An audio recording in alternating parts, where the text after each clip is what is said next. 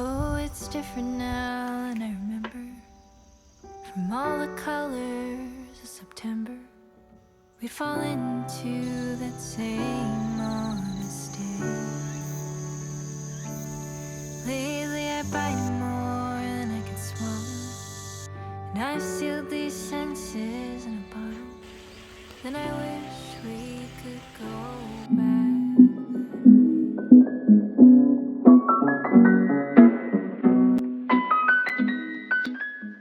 덴드람이 많이 폈어.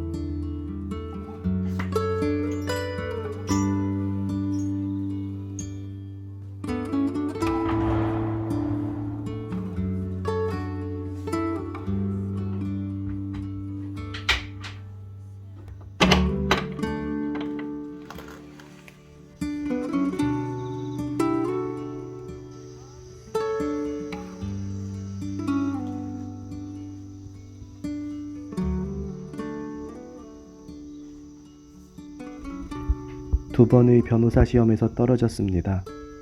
시험 보기 전 이미 청산의 사열이랐다 마음 비우고서도 이렇게 슬픕니다. 응원해 주셨는데 이겨내지 못했어요. 죄송합니다. 당장 시골에서 살겠다 마음을 먹으니 더는 변호사라는 직함에 연연하지 않게 되더라고요. 어머니, 저는 시골에서 농사 지으며 살래요. 로스쿨에 가기 전에도 진지하게 말씀드린 적 있죠? 시골에서 살겠다고. 그때 어머니는 젊은이가 도시에서 할 수 있는 모든 것을 해본 뒤에 시골로 와도 늦지 않겠다며 말리셨습니다. 변호사라는 직함이 있으면 더 가벼운 마음으로 내려갔겠지만 달라질 건 없습니다. 너는 도시에서 더 많은 걸 할 수 있을 것 같은데 내려오고 싶다니 한숨부터 나오는 건 어쩔 수가 없네. 패기 넘치게 시골로 온 사람들도 몇 년 못 버티고 떠나간단다. 너를 말릴 수 없는 것 또한 잘 알아. 하고 싶은 건 기어이 해야 하는, 하기 싫은 건 절대로 하지 않는 너는 그런 아이지.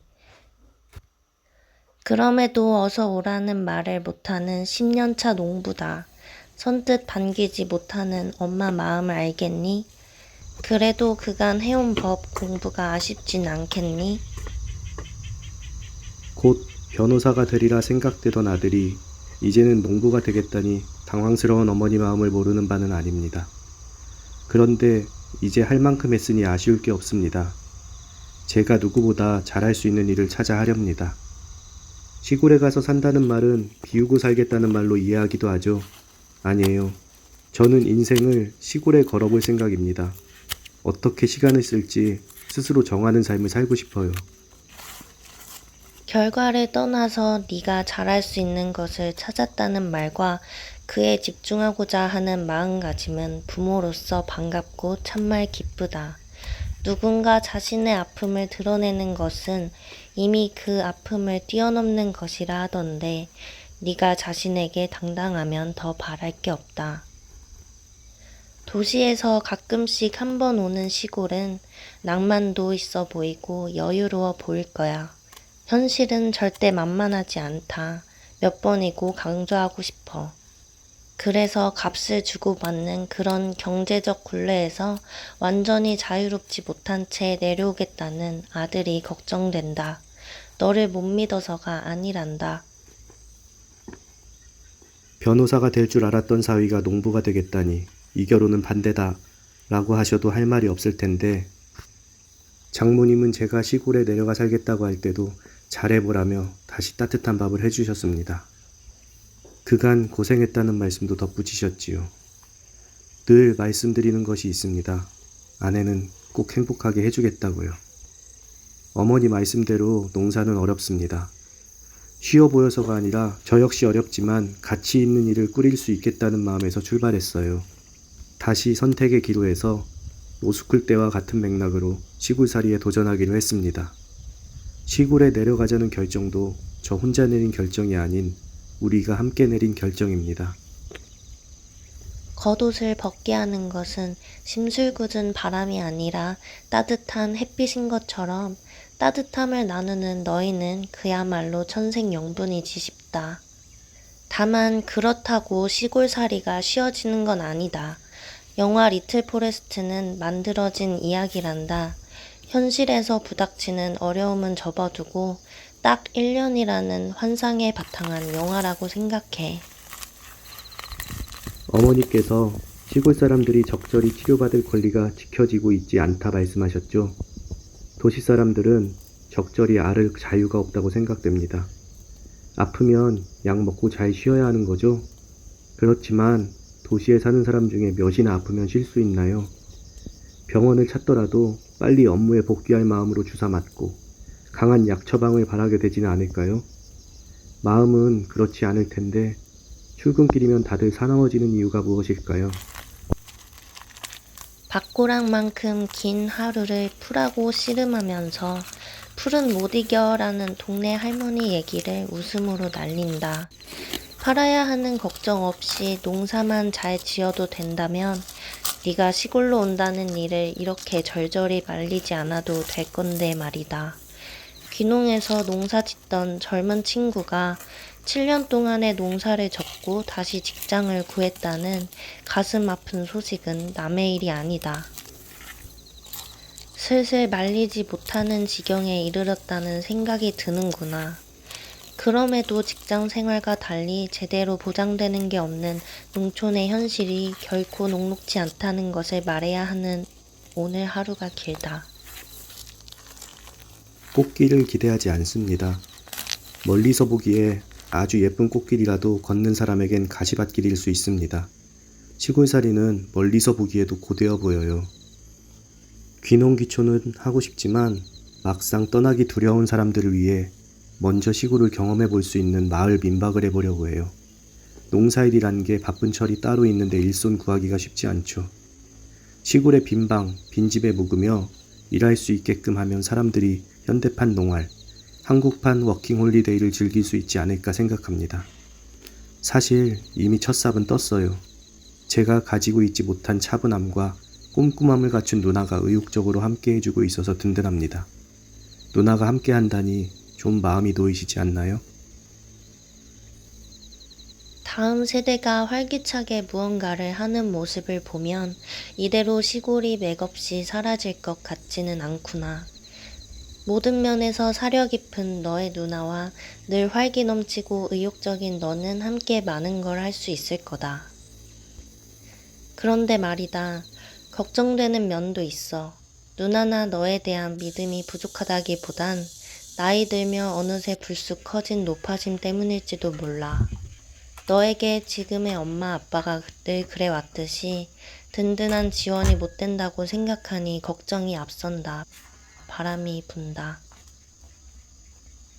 제가 꿈꾸는 시골살이는 나는 자연인이다에 나오는 분들의 호연지기와는 거리가 있습니다. 저처럼 무엇 하나 제대로 이루지 못한 사람이라도 시골에서 흙과 함께 의미 있는 삶을 이어갈 수 있다는 사실을 확인하고 싶습니다. 그러면 누군가 그걸 또 참고하지 않을까요? 어머니가 아들의 귀농을 반기실 리 없다 생각했습니다. 그러나 말릴 수 없다는 것도 알았죠. 이제 저도 시골에서 진짜 살림을 함께하고 싶습니다.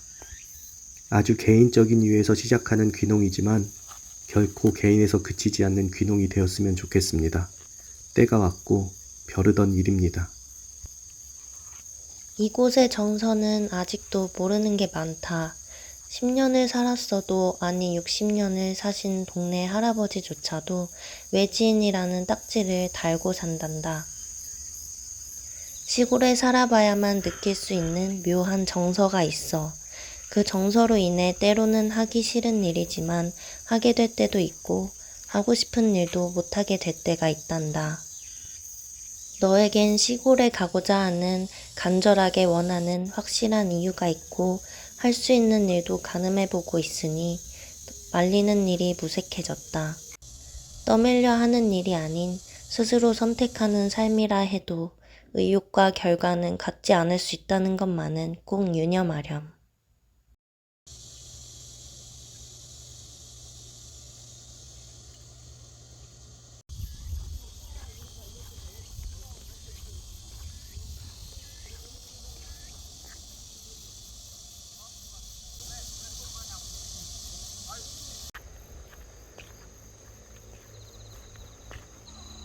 밥 먹었어? 밥 줘? 기다려. 밥 줄게. 애기들 데리고 와.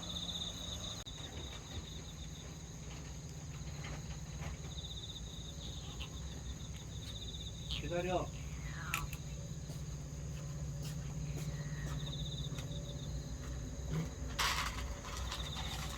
먹어.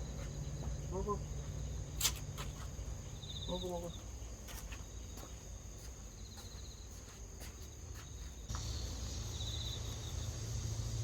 맛있어?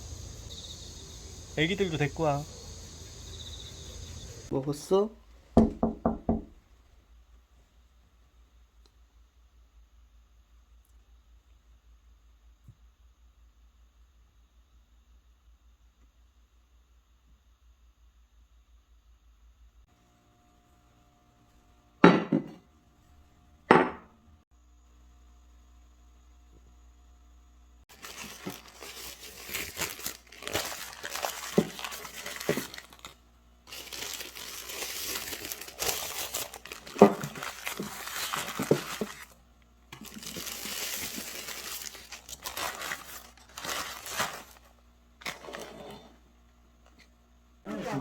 할머니 김치.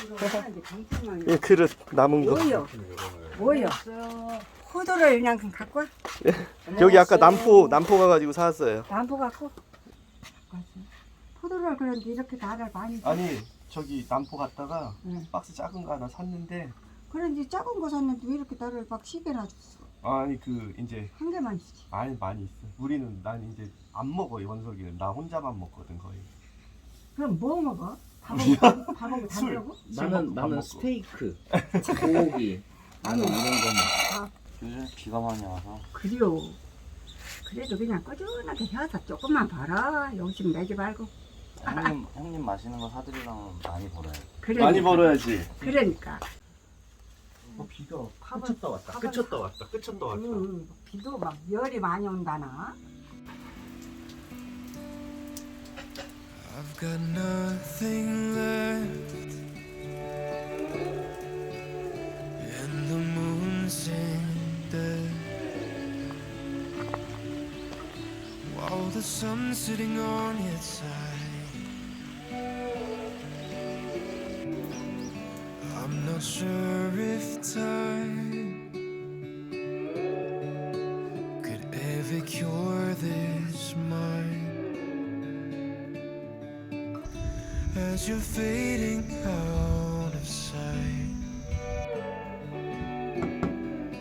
you're just a star on my